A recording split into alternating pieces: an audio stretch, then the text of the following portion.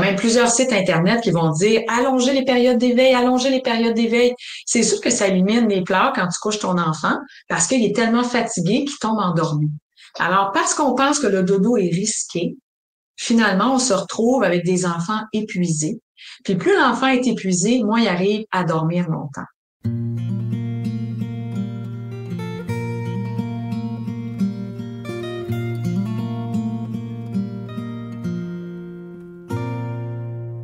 Bonjour les parents! Bienvenue à un nouvel épisode de notre balado à Karel et à moi, à ma fille SOS Dodo. Percevoir le dodo de la stratégie. J'ai toujours un blanc quand c'est le temps de donner le sous-titre, comme si je le connaissais pas. Alors aujourd'hui, on va parler du dodo risqué entre guillemets. Alors, vous allez voir où est-ce qu'on veut vous amener. Mais avant tout, on se présente. Alors, je suis Brigitte Langevin, experte en éducation au sommeil depuis près de 25 ans. Alors, toujours un plaisir renouvelé de travailler avec vous pour permettre des belles nuits et des belles siestes au sein de votre famille. C'est beau, maman. À chaque fois, j'aime ça t'entendre te présenter, on dirait. Moi, c'est Karel Langevin. Je suis coach en programmation neurolinguistique et ce que je fais, c'est du coaching relationnel parce que la relation, c'est ma plus grande passion. Et si je peux patauger dans la relation parent-enfant parce que le au-delà des stratégies, c'est ça. Hein, ça t'amène là. Oui. Effectivement. Alors, on parle aujourd'hui de dodo risqué parce que j'ai reçu un courriel de Sava Maman de Laurie Zéphir, qui est une psychologue spécialisée dans le lien d'attachement. Donc, j'ai trouvé ça tellement intéressant. Qu'est-ce que ça parle, le jeu risqué, Karel? Attends-tu de me résumer un petit peu le courriel qu'on a reçu? Oui. Alors, quand on dit jeu risqué, on parle de jeu en hauteur, jeu à grande vitesse, jouer avec des outils, jeu à proximité des éléments comme l'eau et le feu, jeu turbulent comme se chamailler ou jeu où l'enfant se cache loin de la vue de son parent. À noter par contre qu'on différencie le risque, ce que l'enfant peut gérer, du danger, ce que l'enfant ne perçoit pas. C'est ça. Right? Fait qu'il y a toujours un risque quand on joue, ouais. Mais des fois il y a un danger puis l'enfant est pas au courant de ça. C'est ça. Mais l'enjeu majeur ici, puis c'est ce que la docteure Émilie Beaulieu, pédiatre formée en prévention des blessures, parle de l'importance du jeu risqué pour le développement des enfants. Donc, on doit permettre à nos enfants de vivre des jeux risqués qui sont pas dangereux, bien entendu. Alors, comme de haut parc, tu vas grimper dans un jeu en hauteur, ben oui, il y a un risque qui tombe, mais ça, on peut le lui permettre. Alors, de lui offrir ce risque-là, ce plaisir-là. Mais ce qu'elle parle, elle dit, qu'est-ce que le jeu risqué, en fait? C'est comment trouver l'équilibre avec la prévention des blessures et surtout comment gérer l'anxiété que ça provoque chez les parents. Et là, sans doute que les parents qui écoutent le balado vont se dire, ben voyons, on parle-tu de dodo aujourd'hui ou bien des jeux quand les enfants vont jouer? En fait, je veux faire un parallèle. Je veux faire le parallèle quand j'ai dit dodo risqué parce que est-ce qu'il y a un danger à permettre à nos enfants de dormir? C'est un danger à dormir pas. Non. C'est ça. On veut, mais on veut même dormir. C'est ça. On veut que nos enfants dorment. Oui. Mais aujourd'hui, avec toute la désinformation sur le net, c'est rendu que dormir, c'est devenu dangereux. C'est devenu stressant. La Stressant. routine de dodo, on dirait que c'est pas quelque chose qui est le fun. C'est pas fluide, c'est pas agréable, c'est pas comme ça dans toutes les familles, mais certaines familles. Mm-hmm. Alors, parce que le dodo, c'est maintenant devenu un risque au sein de plusieurs familles, pas parce que l'activité est dangereuse, pas parce qu'il y a un risque dans l'activité, mais tout simplement parce que ça provoque de l'anxiété chez les parents. Oui. Sais-tu, qu'est-ce qui provoque de l'anxiété? T'as-tu une idée de qu'est-ce qui provoque de l'anxiété chez le parent quand arrive le temps du dodo, puis le temps passé au lit? J'imagine que c'est quand l'enfant ne veut pas dormir et qu'il pleure. C'est ça. Qu'ils veulent pas dormir, c'est pas pire. C'est ça. Mais qu'ils le témoignent en pleurant. Puis ça, peu importe, là, il y a 3 mois, il y a 6 mois, il y a 10 mois, il y a 1 an, il y a 1 an et demi, il y a 2 ans, il y a 3 ans, il y a 4 ans. Quand nos enfants pleurent, même quand ils ont 33 ans. Oh oui, Karel! Ça touche encore les parents. Oui, ça me fait vivre de l'anxiété. Parce que je voudrais tellement, c'est tellement un beau parallèle. Oui, ça finit jamais, là, je suis désolée de vous le dire, mais ça finit jamais.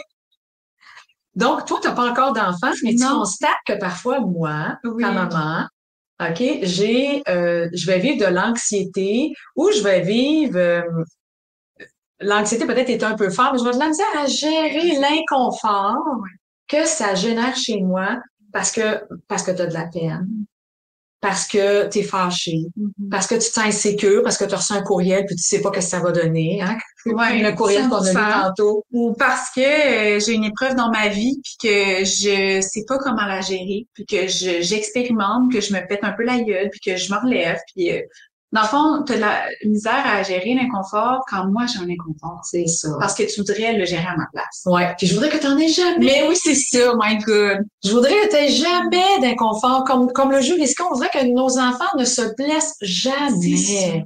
Jamais, jamais. C'est pas possible, là. Moi, je me rappelle, je sais pas si tu t'en souviens, Karel, t'avais 5 ans ou 6 ans peut-être, puis Belinda, ta cousine, avait 4 ans Ouais, ou là, 5 ans. là. ouais.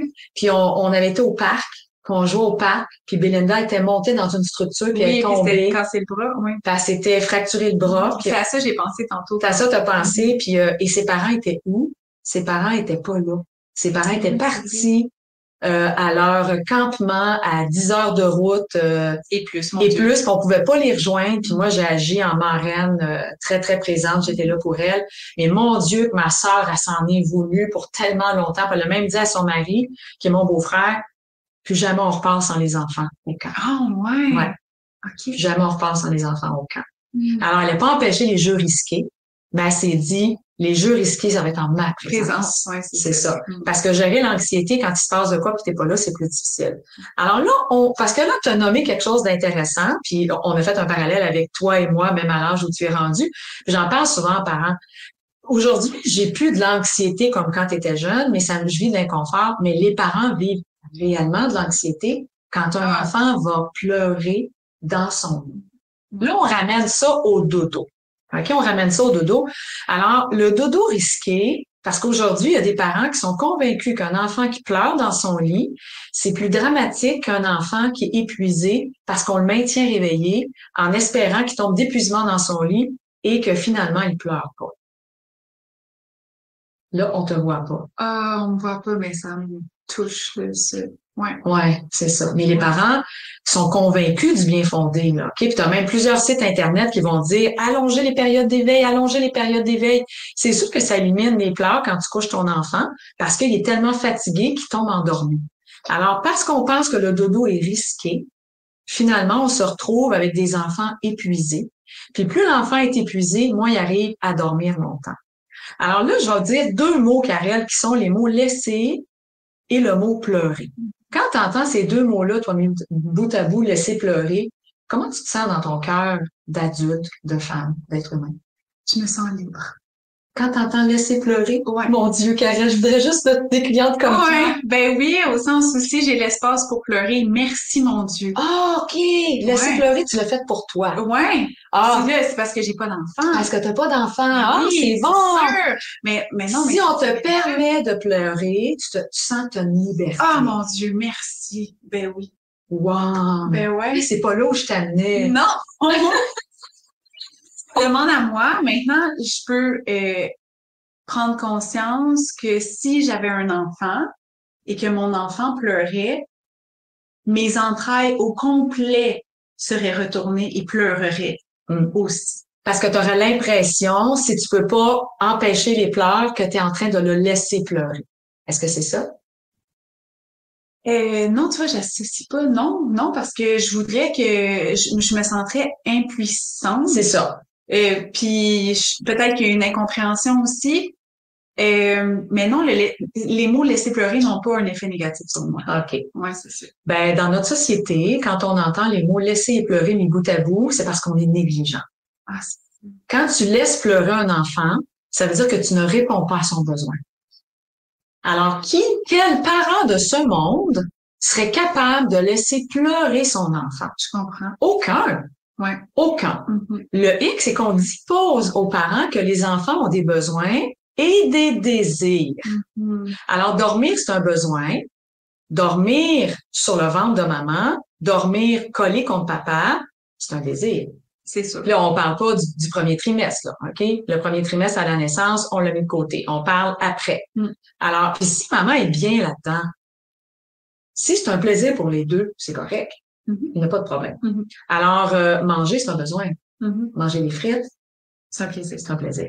Alors, une phrase dite, c'est pas moi qui l'ai inventée, bien entendu, là.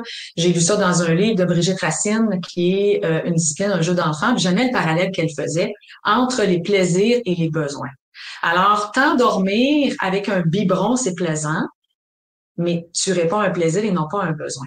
Okay. Alors, la journée où tu dois retirer le biberon, parce qu'un enfant qui s'endort avec un biberon, couché dans son lit, ben, c'est préjudiciable à ce qu'il fasse des otites.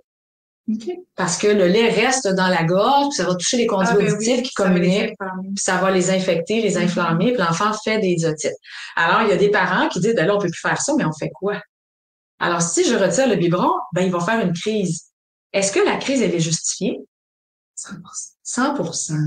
Ah, c'est ça que tu as dit tantôt, que ça sentais une liberté parce qu'on te laissait l'espace pour pleurer. Oui, c'est vivre mes émotions. C'est ça. En fait, c'est ça, je pense que c'est gros l'association de laisser pleurer de la négligence, parce que ça veut dire que si nos enfants vivent des émotions puis qu'on leur laisse l'espace pour vivre ça, on est négligent. C'est ça. Alors que c'est absolument le contraire. Ouais.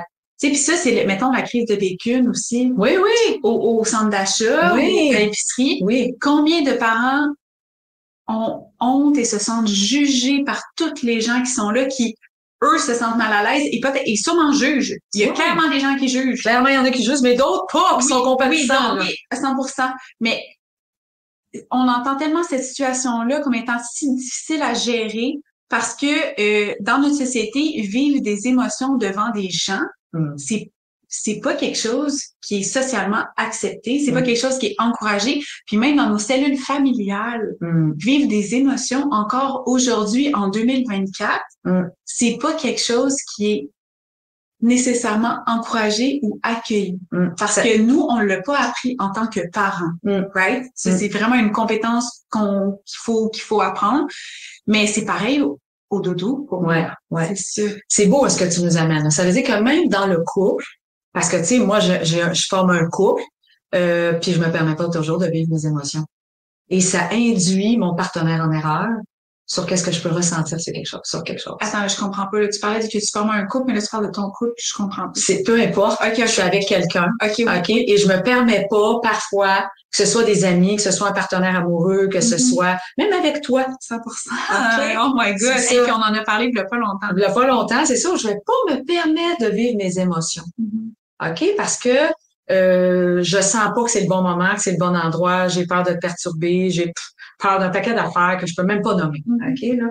Puis peur, peut-être le mot un peu trop fort, mais je veux pas générer de situations difficiles. Fait que des fois, je vais brimer mon émotion. Ouais. Fait que là, si je brime la mienne, ben quand j'ai mon enfant qui exprime des pleurs, qui fait écho à mon émotion brimée, c'est clair que je me sens pas bien. Ben non, c'est ça. Que le plus vite mon enfant cesse de pleurer, le mieux je vais me sentir. Effectivement.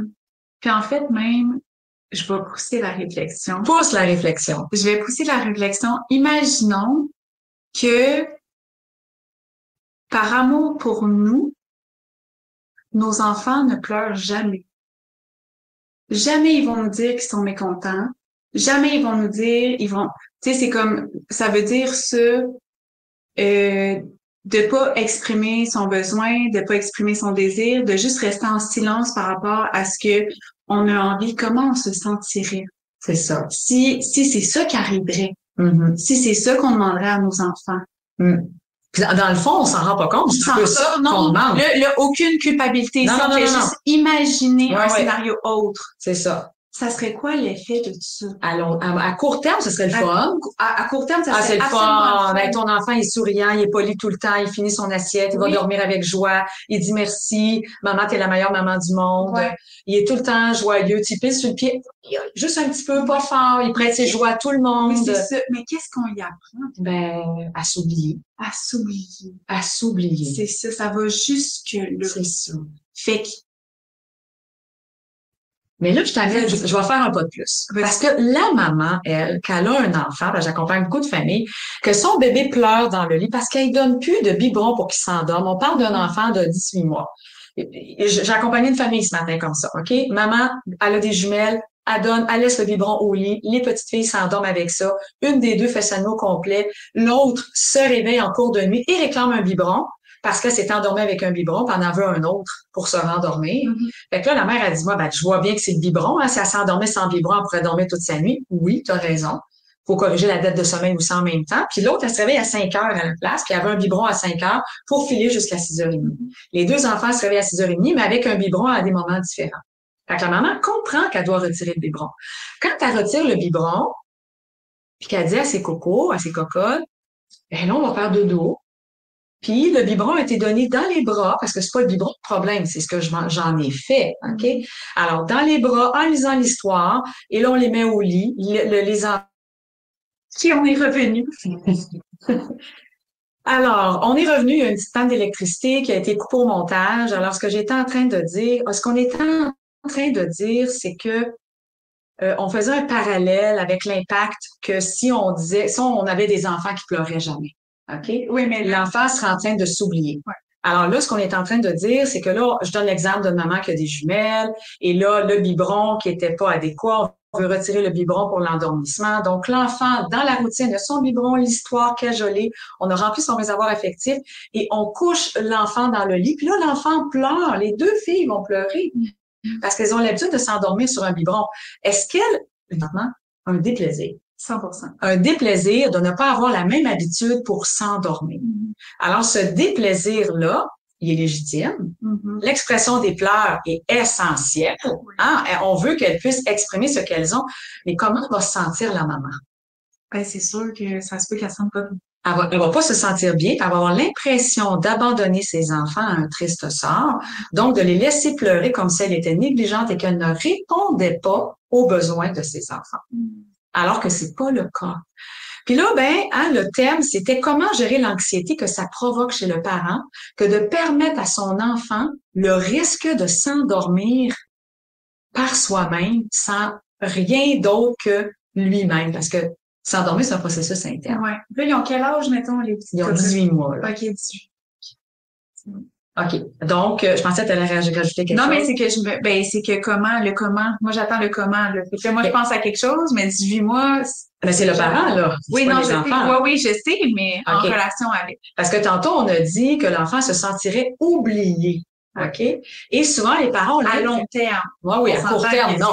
C'est fun à court terme. À moyen et à long terme, l'enfant s'oublie pour faire plaisir à son parent tout le temps puis être souriant en tout temps. Et le parent se sent bien, confortable et réussi. C'est un bon parent. Alors, quand on va coucher notre enfant puis qu'il pleure parce qu'on a changé son mode de vie pour le mettre de façon beaucoup plus adaptée à des associations qui vont faire qu'en cours de nuit, il va être capable de se rendormir, mais ça va générer de la colère. Cette colère-là est perçue, là je me répète, OK, est perçue comme un abandon pour le parent, pas pour l'enfant. Mais le parent projette. Et il a l'impression qu'il est en train d'oublier son enfant parce que il lui permet de vivre de la frustration. Ceci dit, on peut retourner le voir, on peut faire une stratégie d'accompagnement de pleurs, aller le voir aux 2 minutes, aux 4 minutes, aux 6 minutes, ou lui faire confiance. L'enfant n'a pas la notion de temps. Le petit train repasse dans 30-45 minutes, puis ils vont s'endormir. Mais qu'est-ce que le parent peut faire en attendant pour gérer l'anxiété, l'impuissance, le tellement bien nommé tantôt, l'impuissance que ça va générer chez lui? T'as-tu une idée? T'as-tu quelque chose à suggérer? De le nommer. Nommer. De se le nommer. À soi. D'abord et avant tout. OK. En ce moment, mon enfant pleure. Je me sens vraiment pas bien avec ça. J'ai l'impression que j'abandonne mon enfant. Je sens que j'abandonne mon enfant. OK. Et de le nommer à haute voix. OK. Ouais. Puis même, j'allais jusqu'à, il y a quel âge le bébé ou l'enfant. Puis même si l'enfant a 18 mois et qu'il n'y a pas le niveau de compréhension qu'il faut, le lendemain matin, n'importe quand après, de le prendre et de lui dire, même s'il peut pas comprendre, ce qu'il va comprendre, c'est l'émotion que vous avez en lui disant ça. Mais en lui disant quoi, là, ça peut être facile, hein, hier, mon coco, ma cocotte, t'aimes pas ça, t'endormir sans ton biberon, je comprends, moi non plus, j'aime pas ça m'endormir sans la télé, whatever. OK. ça a été difficile aussi pour moi, je me suis sentie comme ça, mais je sais que je le fais pour ton bien, j'ai envie que tu dormes bien, j'ai envie que tu fasses des bonnes nuits, que tu te réveilles en souriant, blablabla. Puis c'est pas facile, mais on va y arriver, on est à deux, on est un team. Ce que l'enfant va percevoir, ce n'est pas tant les mots, oui, les sons. Ouais. Mais va percevoir l'émotion que vous avez. C'est ça. Et l'émotion qu'il y a dans ces paroles-là, ben, c'est de l'amour. Mais oui. C'est de la connexion, en fait. Ouais. C'est ça qu'on veut. C'est ça. C'est ça qu'on veut. Fait là, quand on se le dit le soir, on peut le dire, on peut le témoigner à quelqu'un. Absolument. Absolument. On pourrait appeler une amie, en parler au papa, mais des fois, les papas sont pas toujours réceptifs. Ouais. Parce ils perçoivent pas ça de la même façon. Ils ont pas la même sensibilité, ils en ont une. Oui. Mais elle est pas pareille. Mais ça dépend, là, la dynamique relationnelle qu'il y a dans le couple aussi. Oui. Je veux dire, c'est ça. Alors, s'il y a de l'accueil entre les deux partenaires, ben, c'est le fun de dire, de nommer comment on se sent, puis ça fait diminuer la charge. Ah, mon Dieu. Ben oui, tellement. Parce qu'au final, c'est pas juste le travail de la maman, là. Non. Son enfant. En tout cas, selon moi, c'est ma perception de la chose. C'est ça. Mais souvent, le papa, il est là, mais il comprend pas sa femme. OK, qui vit des émotions. Qui vit des émotions aussi intenses. Donc, maman, on se pas grave, là, viens-en. OK, je comprends. Fait que là, si la maman, elle sent qu'elle a pas d'accueil de la part de son mari, elle peut appeler sa sœur, sa belle-sœur, sa mère. Ouais. Vous voyez, on a deux façons de faire, externe et interne. Ouais. C'est drôle comment toi, t'es solitaire, puis tout de suite, tu dis, on peut appeler quelqu'un pour en parler. Puis moi, je suis relationnelle, je me dis, mais non, moi, je vais me le dire à moi. Il y a deux façons de faire différentes. Mais la façon avec laquelle vous êtes le plus à l'aise, allez avec ça. Mais en complétant, en se disant que on fait ça pour son bien. Mais absolument. C'est ça. Absolument. On nomme ce qu'on vit, puis on se rappelle pourquoi on le fait. Absolument. Tu sais, moi, j'avais même donné un truc à un parent, puis j'en témoigne dans un de mes livres, de s'écrire une petite note. Écris-toi une petite note que tu colles sur la porte de chambre de ton enfant pour te rappeler que t'es pas en train de l'abandonner, t'es pas en train de le traumatiser, t'es pas en train de le laisser pleurer. T'es en train de l'accompagner, hein, tu tiens de l'accompagner comme quand tu dis toi tu tiens l'espace, oui, tu sais, t'avais déjà nommé. C'est tellement ça. C'est ça, donc t'es à l'extérieur, t'es pas parti au cinéma, t'es là, OK? Oui, t'es pas à côté, oui, tu t'empêches pas son émotion, mais elle est essentielle. Elle est essentielle. Essentielle. Ouais. Puis là, ben quand on s'inscrit ça, qu'on est un bon parent, oui, c'est difficile pour moi aussi, mais mon but, c'est de te permettre de développer des bonnes habitudes, parce que dormir, il le sait, c'est pas ça le problème, mais des bonnes habitudes de sommeil qui vont ramener l'harmonie au sein de la famille. Puis je pense que juste de ressentir ces émotions-là, puis d'avoir le sentiment de pas être un bon parent, pour moi, c'est la preuve qu'on est un bon parent. Répète ça. C'est trop bon. Ouais. De ressentir, oh mon Dieu, est-ce que je suis en train de faire la bonne chose? Mon enfant pleure, je me sens pas bien. Est-ce que je suis en train de l'abandonner? Mon Dieu, si je l'abandonne, je suis pas un bon parent. Juste, peu importe le discours que vous avez en tête à ce moment-là et le ressenti qui va avec, ça, pour moi, c'est une preuve irréfutable que vous êtes un bon parent. Parce qu'on se remet en question, parce qu'on est conscient. Parce que vous êtes présent, parce que vous êtes là avec votre enfant, même si, mon Dieu, c'est pas facile. C'est ça. Tu sais, ça, là, c'est incroyable. Ouais, tellement. Un petit peu comme ça me fait penser comme quand l'enfant est à l'hôpital, que tu l'entends, là, ils sont en train de le manipuler, il faut qu'il fasse de quoi, puis là, ben là, tu sais, tu peux pas rien faire, t'es impuissant, mais t'es là! T'es là avec ton enfant, tu l'aimes, t'es présent. Ah, c'est beau, maman. Ouais. C'est ça. C'est un parallèle qu'on peut faire aussi. Parce que l'enfant, il faut juste vivre ses émotions. Puis il y a des fois où ça nous met dans un sentiment d'impuissance où on ne peut rien changer. Puis ça, ben même quand ma fille a 33 ans, c'est pareil aussi. Ouais, c'est ça. Ça me met dans un sentiment d'impuissance. Puis on a les yeux dans l'eau toutes les deux un peu, là. Quand je vis un sentiment d'impuissance, c'est difficile pour moi aussi. Je voudrais tellement, Karel, que ce soit toujours parfait, que tu sois heureuse tout le temps. Mais qu'est-ce que tu apprendrais là-dedans? Puis en réalité, l'impuissance a sa juste place parce que c'est vrai qu'en tant que parent, en tant qu'ami, en tant que whatever, quand on voit quelqu'un qu'on aime pleurer, on n'est pas tout puissant. Mais non. On n'est pas tout puissant. On est impuissant. Mais ouais. C'est pas nos émotions. Ça nous appartient pas. On peut pas changer les choses. Non. Ce qu'on peut faire, c'est être là. J'aime ça. On n'est pas tout puissant. Ben non! On est impuissant. C'est vrai qu'on est impuissant. Mais oui! Absolument!